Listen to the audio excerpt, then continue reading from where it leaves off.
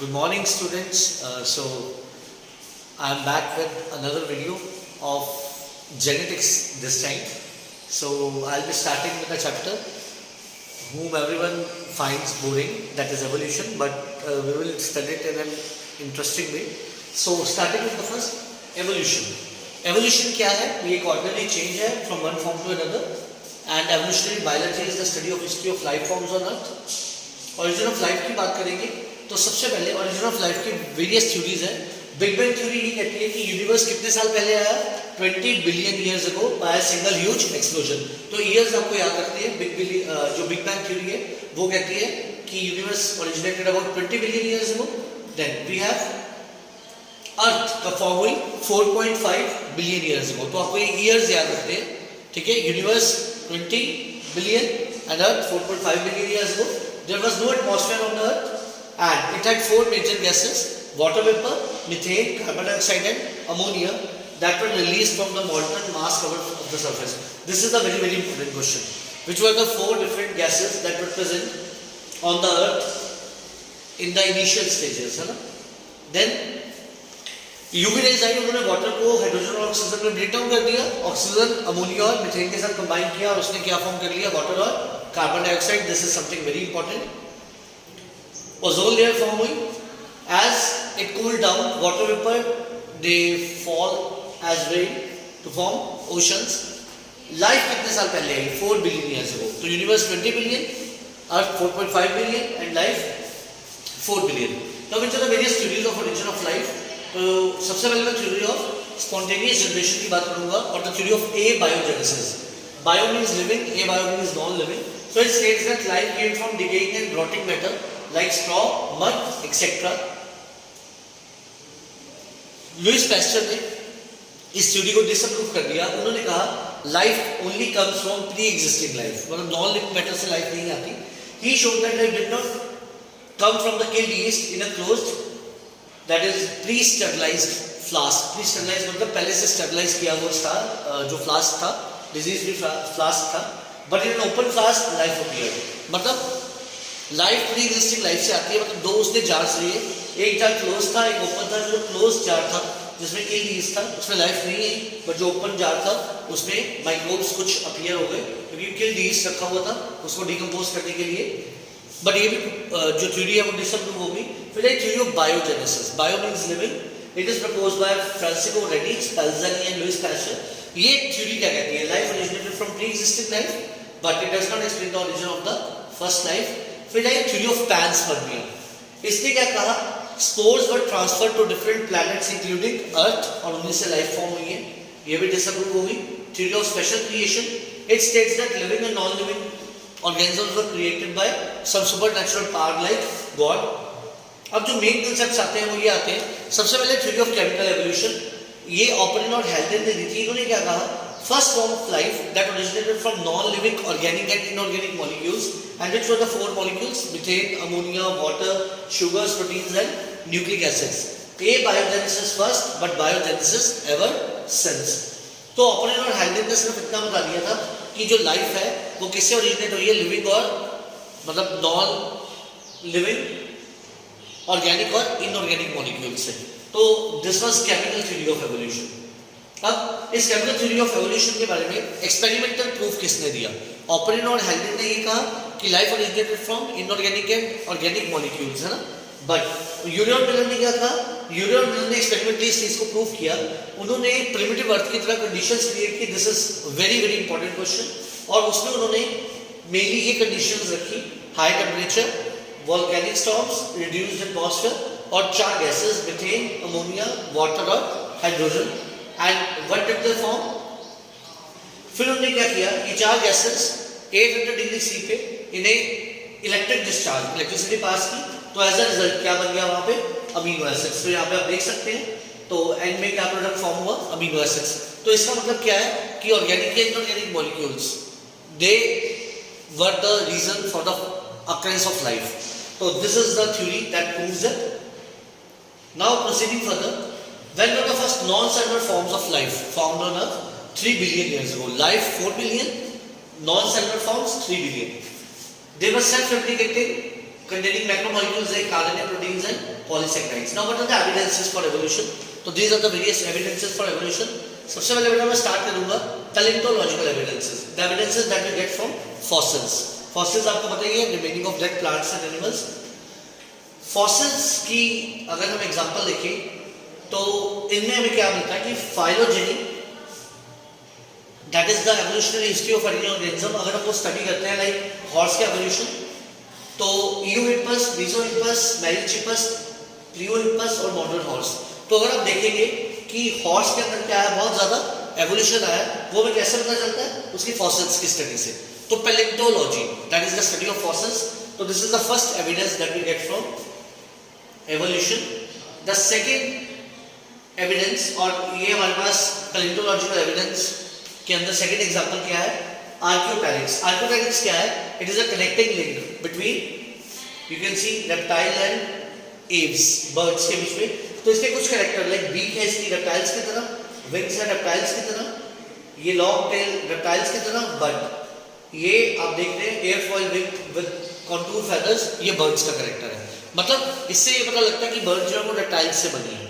Palaeontological fossils से हमें ये पता लगता है, लाइक द फॉसिल ऑफ आर्कियोपैलिक्स. ये बुक पे थ्योरी में दिया हुआ है, तो इसको आपने याद रखना. नेक्स्ट हम बात करेंगे कि जब हम फॉसिल्स को एनालाइज करते हैं डिफरेंट सेडिमेंट्री लेयर्स, तो हमें जियोलॉजिकल टाइम पता लगता है कि वो कितने साल पहले अकर करते थे. बट दैट इज ऑफ मतलब बहुत लीस्ट इंपॉर्टेंस है उसकी. सेकेंड एविडेंस बहुत ज्यादा इंपॉर्टेंट है, इसमें से क्वेश्चन जरूर आता है इस चैप्टर में से. Morphological and anatomical evidence. जब हम मॉर्फोलॉजी और एनाटॉमी कंपेयर करते हैं डिफरेंट फॉर्म्स ऑफ एनिमल्स की, तो हमें दो तरह की चीजें मिलती हैं. होमोलोगस ऑर्गन्स, जिसे होमोलोगी कहते हैं, एनालोगस ऑर्गन्स और एनालोगी. जब सेम स्ट्रक्चर हो ऑर्गेनिजम्स का पर डिफरेंट फंक्शन हो, that is known as homology. तो यहाँ पे आप देख सकते हैं human hand, whales flippers, bats wing and cheetahs fur, सबकी जो स्ट्रक्चरल कॉम्पोजिशन है, मतलब सेम स्ट्रक्चर है, बट सबका फंक्शन जो क्या है अलग. मतलब सब में बोन्स का स्ट्रक्चर बिल्कुल सेम है, बट फंक्शन क्या है अलग. So this proves that there is something similar in their structure. That is evolution आया, इस वजह से उनका फंक्शन क्या हो गया, डिफरेंट हो गया. Homology is also seen in heart and brain of different organisms. This is another example, और इसकी फिगर भी आपकी बुक में बनी हुई है.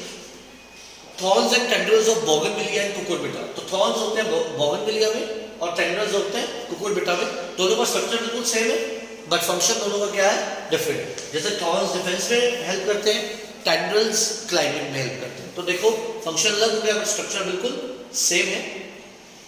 नाउ जो होमोलोगस ऑर्गन्स हैं, दे शो डाइवर्जेंट एवोल्यूशन. तो इसके लिए मैं क्या ट्रिक बताता हूँ कि इसे भूले ना बच्चा, कि एसी कमरे में बैठ के एचडी टीवी देख रहे हैं. तो HD homologous organs show which type of evolution? Divergent evolution. Divergent evolution वो एवोल्यूशन है जिसमें जो रिलेटेड स्पीशीज है वो लेस सिमिलर हो जाती है to survive and adapt in different environmental conditions. तो डाइवर्जेंट एवोल्यूशन क्या है कि स्पीशीज बिल्कुल सिमिलर है, बट डिफरेंट एनवायरमेंटल कंडीशंस में अडैप्ट होने के लिए उनके फंक्शंस क्या हो जाते हैं, डिफरेंट. इसके बाद the second example of morphology and anatomy, that is analogous organs. इसमें उल्टा हो जाएगा बेटा, इसमें स्ट्रक्चर हो जाएगा डिफरेंट बट फंक्शन रहेगा सेम. तो इसमें हम क्या क्या एग्जांपल्स कर सकते हैं? Wings of insects and wings of birds. तो इनका जो स्ट्रक्चर है वो टोटली डिफरेंट है, but function is same, that is flying. Second example में कोट करूंगा eyes of octopus and mammals. दोनों का काम है देखना, but structure of both is different. Third example is flipper of penguins and dolphins. दोनों का फंक्शन है स्विमिंग, पर दोनों का स्ट्रक्चर क्या है, टोटली डिफरेंट. तो this is the fourth example है, और इसी में से क्वेश्चन आने वाला है 3 नंबर का होमोलोगस या एनालोगस ऑर्गन्स में से. This is a very very important part. और फोर्थ एग्जांपल है स्वीट पोटैटो और पोटैटो. स्वीट पोटैटो और पोटैटो दोनों फूड स्टोर करते हैं, पर स्वीट पोटैटो मॉडिफाइड रूट है और पोटैटो मॉडिफाइड स्टेम. तो दोनों का स्ट्रक्चर हो गया डिफरेंट, बट फंक्शन हो गया same. Next I will talk about convergent evolution. तो जो एनालोगस ऑर्गन्स हैं, दे show convergent evolution. Convergent evolution क्या होता है? जिसमें अनरिलेटेड स्पीशीज वो ज्यादा सिमिलर हो जाती हैं and they survive and adapt in similar environmental condition. जब दो अलग अलग स्पीशीज एक ही एनवायरमेंटल कंडीशंस को अडैप्ट करने के लिए उनका क्या हो जाता है, स्ट्रक्चर बिल्कुल सिमिलर, बट फंक्शन क्या है, टोटली डिफरेंट। ठीक है, समझ रहे हो मेरी बात? यहां पर क्या हो गया कि फंक्शन क्या है, जैसे सपोज कीजिए फंक्शन बिल्कुल सेम है स्वीट पोटैटो और पोटैटो का, storing food, but sweet potato क्या है, that is the root modification और potato is the stem modification. तो फंक्शंस क्या रहते हैं सेम, बट स्ट्रक्चर क्या हो जाता है डिफरेंट, तो unrelated they become more similar. फिर बायोकेमिकल एविडेंस, बायोकेमिकल एविडेंस हमें ये शो करता है कि all organisms share common ancestry on the basis of their proteins, genes, other biomolecules and metabolism. तो दिस इज ऑफ मतलब least importance. This is something again important, adaptive radiation, that is the biogeographical evidence. What is adaptive radiation? Evolution of different species in a geographical area starting from a point and then migrating to different areas of geography. मतलब एक area से organism form होने शुरू हुए, जब वो different areas में चले गए तो वो बिल्कुल अलग हो गए, like Darwin finches in Galapagos island and Australian marsupials and placental mammals in Australia. तो इनके अंदर बेटा क्या क्या आप देख सकते हैं डिफरेंसेस हैं। तो डार्विन फिंचेस क्या है, बर्ड्स है गैलापागोस आइलैंड की। तो इन बर्ड्स में अगर आप देखेंगे तो इनका इंसेस्ट्रल जो पॉइंट है वो बिल्कुल सेम है, मतलब एक जगह से ओरिजिनेट हुई है, but the reason is finches means bird, Darwin ने बर्ड्स को फिंचेस का नाम दिया था, तो इनके बीक का स्ट्रक्चर बिल्कुल चेंज हो गया। रीजन मीन इनकी ईटिंग हैबिट्स बिल्कुल अलग हो गई। तो मतलब एक ही जगह पे फॉर्म होना पर डिफरेंट एरियाज में चले जाना, that is the function of Darwin finches.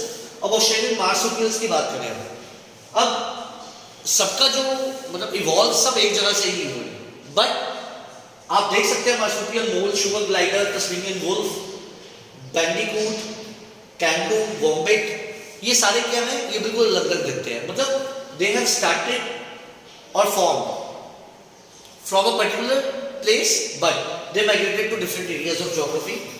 And last placental mammals आप देख सकते हैं, तो यहां भी आप देख सकते हैं, तो ये प्लेसेंटल मैमल्स हैं, ये ऑस्ट्रेलियन मार्सुपियल्स, जिसके अंदर क्या है बिल्कुल एवोल्यूशन आप लोग बिल्कुल देख सकते हैं इसके अंदर। अब अगर तो एक एरिया में एक ही अडैप्टिव रेडिएशन है देन इट्स फाइन। जब एक एरिया में एक से ज्यादा अडैप्टिव रेडिएशंस है, अडैप्टिव रेडिएशन मतलब एक पर्टिकुलर स्पीशीज से वो फॉर्म होने शुरू हुए और उन्होंने बहुत सारी स्पीशीज बना दी जो अदर एरियाज ऑफ ज्योग्राफी में चलेगी। तो अगर एक एरिया में एक से ज्यादा अडैप्टिव रेडिएशन है तो उसे हम क्या कहते हैं कन्वर्जेंट एवोल्यूशन। एक ही अडैप्टिव है तो वो डाइवर्जेंट है, पर मोर देन वन है तो वो कन्वर्जेंट एवोल्यूशन है। तो उसकी एग्जांपल्स हमें दी हुई है, तो पेपर में क्वेश्चन आता है 2018 में आया हुआ। अब embryological evidence, it was proposed by Ernst Haeckel. उसने कहा था कि all vertebrate embryos have common features which are absent in adult. For example ये आप अगर वर्टिब्रेट एम्ब्रियोज देखेंगे तो फिश का, सैलमेंडर का, टर्टवाइज, चिक, रैबिट और मैन, सबके इनिशियल स्टेजेस पे तो जो एम्ब्रियोज हैं वो बिल्कुल सेम होते हैं, बट एंड में आके वो क्या हो जाते हैं बिल्कुल डिफरेंट। और एम्ब्रियोज में सब में वेस्टिजियल गिल स्लेट्स प्रेजेंट होते हैं जस्ट बिहाइंड द हेड, पर वो फंक्शनल सिर्फ फिश में रहते हैं, बाकी सब में दे आर नॉट फाउंड। तो what does this prove, that humans have got evolved from fishes, मतलब फिशेस से एम्फीबियंस बने, एम्फीबियंस से रेप्टाइल, रेप्टाइल से बर्ड्स, बर्ड्स से ही क्या बने mammals. But Karl Ernst von Baer इसने इस प्रपोजल को रिजेक्ट कर दिया। उसने कहा embryos never pass through the adult stage of other animals. पहले ये कहा जाता था कि एक पर्टिकुलर ऑर्गेनिज्म का एम्ब्रियो दूसरे ऑर्गेनिज्म के एडल्ट स्टेज को पार कर सकता है, but this is totally wrong. It has been proven by Karl Ernst von Baer. Now we have some evidence of evolution by natural selection. Natural selection is the process by which organisms that are best suited survive and reproduce. तो इसकी एक बहुत अच्छी example है हमारे पास industrial melanism and development of resistant varieties in organisms against herbicides, pesticides and antibiotics. और ये सारी एंथ्रोपोजेनिक एक्शन, मतलब एंथ्रोपोजेनिक मींस जिसमें ह्यूमन एक्टिविटीज इन्वॉल्व होती है, उसकी वजह से ये एक्शन हुआ है। अब इसकी एग्जांपल मैं आपको देता हूँ नेचुरल सिलेक्शन की। इंग्लैंड में इंडस्ट्रियलाइजेशन से पहले वहां पे व्हाइट विंग मोथ्स ज्यादा थे then the dark wing moths, industrialisation से पहले। आफ्टर इंडस्ट्रियलाइजेशन 1920 में क्या हुआ, डार्क विंग मोथ ज्यादा हो गए और व्हाइट विंग मोथ क्या हो गए, कम हो गए। इसका रीजन क्या है, जब इंडस्ट्रियलाइजेशन नहीं हुई थी तो वहां पे पॉल्यूशन नहीं था, इसलिए thick growth of white colour lichens वहां पे हो गई थी ट्रीज के ऊपर, जिसकी वजह से व्हाइट जो मॉथ्स थे वो छुप जाते थे लाइकन्स में।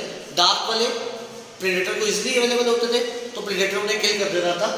बट अब in the background white will not survive, but after industrialisation क्या हुआ? This is a very very important question. Tree का जो ट्रंक है वो क्या हो गया? डार्क हो गया। किस वजह से? इंडस्ट्रियल स्मोक की वजह से और suit, this is very very important. और लाइकर्स तो थे नहीं, इस वजह से क्या हुआ? व्हाइट विल नॉट सर्वाइव, नहीं कर पाए, बिकॉज प्रेडेटर्स उन्हें आइडेंटिफाई नहीं कर पाए।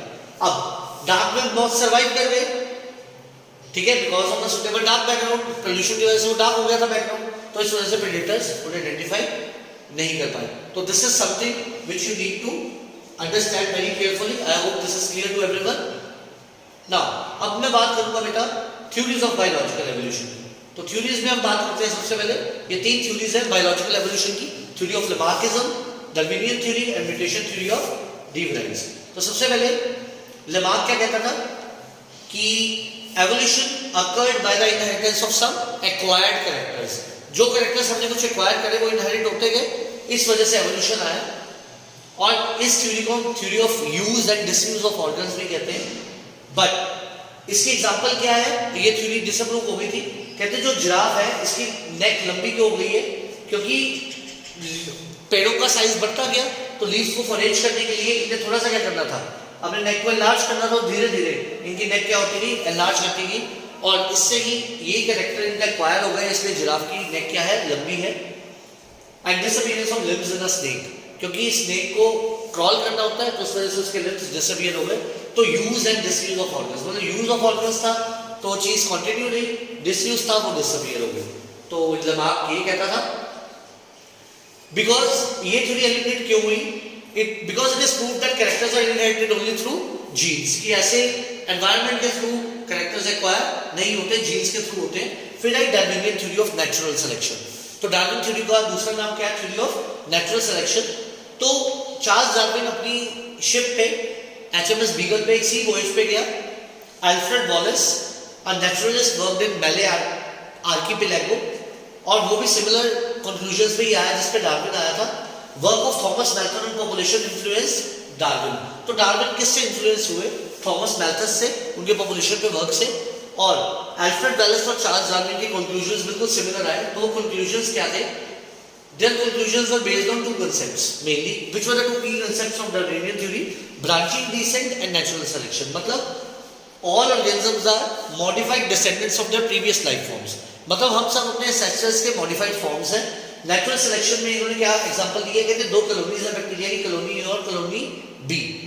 अब हुआ क्या? एक कंडीशन आ गई ऐसी जहां पे पॉपुलेशन सर्वाइव नहीं कर सकती। तो जो कॉलोनी ए है वो आउटग्रो करके वो उसने एक वेरिएंट पॉपुलेशन बनाई, दैट इज कॉलोनी बी। तो कॉलोनी बी नई कंडीशंस में ज्यादा जल्दी सर्वाइव कर सकती है। तो मतलब डार्विन ये कहता था कि एवोल्यूशन के लिए दो चीजें बहुत जरूरी है: ब्रांचिंग डिसेंट, एक एंसेस्टर्स के कैरेक्टर जाना, और अगर एनवायरमेंटल कंडीशन फेवरेबल नहीं है तो उसके अकॉर्डिंग अपने आप को चेंज करना। तो दैट इज नेचुरल सिलेक्शन। और नेचर भी सिलेक्ट कर सकती है, वो आपको चेंज कर सकती है। तो दीज वर द टू की concepts of Darwinian theory of natural selection. Now natural selection is based on the following facts, that is variation, overproduction, limited resources, struggle for existence and survival of the fittest. अब Darwin theory किस पे focus करती थी? Variations पे। वो कहते थे variations है तभी एवोल्यूशन आती है। तो it is either beneficial or harmful जो वेरिएशंस होती है। पॉपुलेशन साइज हमेशा एक्सपोनेंशियली ग्रो करता है due to maximum reproduction, and resources are not increased in accordance with the population. बाकी स्ट्रगल एग्जिस्ट करने के लिए करनी पड़ेगी और सर्वाइव वही करेगी जो फिट होगा। तो ये आपको चीज ध्यान में रखनी है।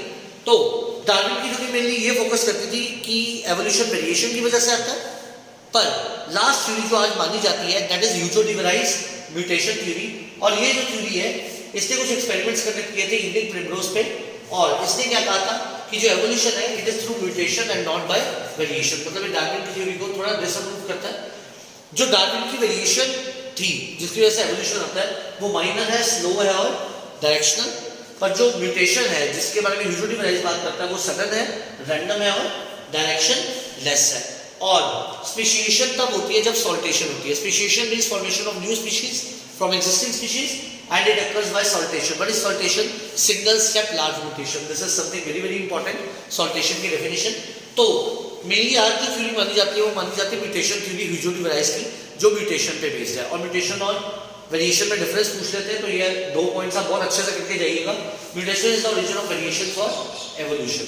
Now Hardy Weinberg principle, another important concept of this chapter. अब हार्डी और वेनबर्ग क्या कहते हैं, एलिलिक फ्रीक्वेंसीज एक पॉपुलेशन में स्टेबल होती हैं और जनरेशन बाय जनरेशन वो कांस्टेंट रहती हैं। तो इसका मतलब जीन पूल एक पॉपुलेशन में हमेशा क्या रहेगा, कांस्टेंट रहेगा। मतलब sum total of all the allelic frequencies in a population will remain constant. This is Hardy Weinberg principle. Sum total of all the allelic frequencies will remain constant, वो कभी change नहीं होगा।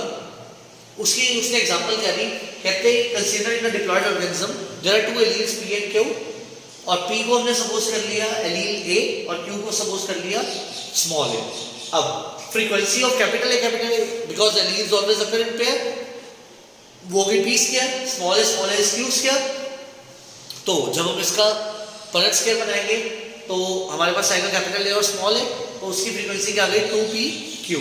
तो जब हम इसका बाइनोमियल एक्सप्रेशन बनाते हैं p square plus 2pq plus q square is equal to 1, तो दिस प्रूव्स दैट पॉपुलेशन जो एलिलिक फ्रीक्वेंसी है वो हमेशा क्या रहती है, constant, and this is Hardy Weinberg principle. तो ये आप देख सकते हैं, इसकी बहुत अच्छी एग्जांपल दी हुई है यहाँ पे। अब पेपर में क्वेश्चन आता है हार्डी-वेनबर्ग प्रिंसिपल क्या है, तो आप बता सकते हैं सम total of all the allylic frequency remains constant, और हाउ इज इट डिराइव्ड। तो डिराइव्ड आपको सपोज करना होगा कि सपोज कीजिए हमने 2 एलील्स लिए, ठीक है, पी और क्यू, उनको डिनोट कर दिया कैपिटल ए और स्मॉल ए। तो कैपिटल जो ए है उसके एलील्स होंगे कैपिटल ए वो पी स्क्वायर बन गया, एक क्यू स्क्वायर बन गया। फिर जब हमने उसका sum total of all the allelic frequencies किया, वो p square plus 2pq plus q square is equal to 1 बन गया।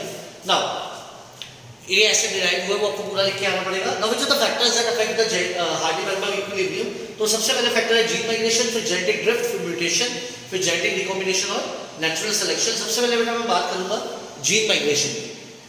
It is the flow of genes from one population to another, here gene frequencies change in both the population. देखिए बेटा, आप suppose कीजिए एक organism एक जगह छोड़ के दूसरी जगह चला गया, माइग्रेट होकर चला गया, उसे हम क्या कहेंगे, जीन फ्लो, ठीक है। बट अगर ये जीन फ्लो मल्टीपल टाइम्स होता है तो उसे हम क्या कहते हैं, we call it gene migration. तो जीन फ्लो और जीन माइग्रेशन में फर्क होता है। जब एक ऑर्गेनिज्म एक जगह को छोड़ के दूसरी जगह चला गया, ठीक है, when a gene migrates from one person to another, then it is called gene flow. When gene flow occurs multiple times, it is called gene migration. It affects Hardy-Weinberg principle, जो कहते थे कि पॉपुलेशन एलिलिक फ्रीक्वेंसी हमेशा constant रहती है, नहीं रहती constant. फिर है genetic drift. Gene flow by chance causes change in frequency. Sometimes change in frequency is so different in the new sample that they become a different species. तो देखो बेटा, जब एक ऑर्गेनिज्म एक जगह छोड़ के दूसरी जगह जाता है और वहाँ पे ब्रीडिंग करके कोई नई वेरिएशन से कोई नया ऑर्गेनिज्म बनाता है, तो ओरिजिनल पॉपुलेशन से वो बिल्कुल अलग दिखता है। तो द ओरिजिनल पॉपुलेशन जो वहाँ गई थी उसे हम क्या कहते हैं, फाउंडर, और फिर उसने वहाँ पे ब्रीडिंग की और वहाँ पे नई मतलब पॉपुलेशन या वैरायटी बना ली, तो that is called founder effect, और इसे हम क्या कहते हैं, we call it genetic drift. अगर जीन फ्लो बाय चांस होता है that is called genetic drift. तो बेटा ये आपने ध्यान रखना, if gene flow occurs multiple times it is called gene migration, if it occurs by chance it is called genetic drift। तो ये दो सिर्फ डेफिनेशंस याद कर लीजिए, आप वही लिखेंगे तो you will get marks for that। Now mutation, it results in formation of new phenotypes, we know that, and it has led to speciation, that is formation of new species। Now what is genetic recombination?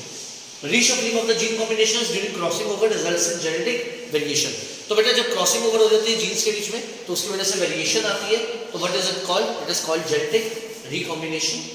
Now जब हम इन factors के बारे में study करते हैं तो एक factor हमारे पास आता है नेचुरल सिलेक्शन। तो नेचुरल सिलेक्शन को जब हम स्टडी करते हैं कि वो कैसे हमारा हार्डी-वेनबर्ग प्रिंसिपल डिस्टर्ब कर सकती है, तो उसके लिए बेटा ग्राफ बनता है स्टेबलाइजिंग सिलेक्शन के लिए, डायरेक्शनल सिलेक्शन के लिए और डिस्ट्रक्टिव सिलेक्शन के लिए।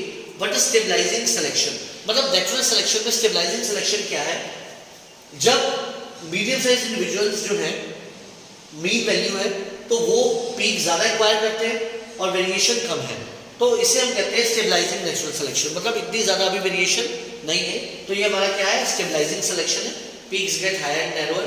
अब सेकंड केस में क्या होगा, individuals of one extreme are more favoured.